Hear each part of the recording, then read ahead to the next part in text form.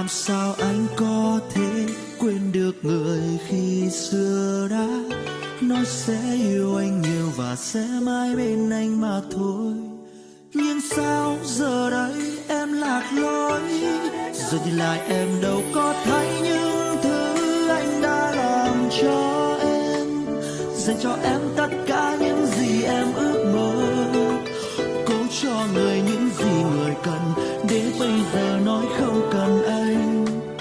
Vậy thôi em hãy bước đi, yêu thương nhau gì đâu mà chỉ toàn là niềm đau, yêu thương nhau gì đâu mà chỉ thấy dây bỏ nhau, có che đi giọt nước mắt đắng lăn trên mi, để nhìn em lạnh lùng bước đi.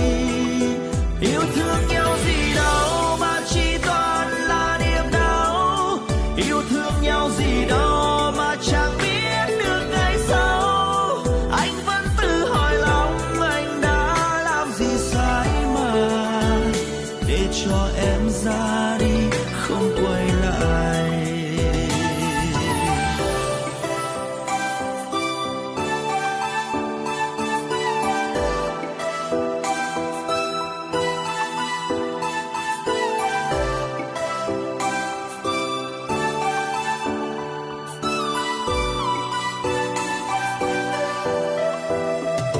Từng ký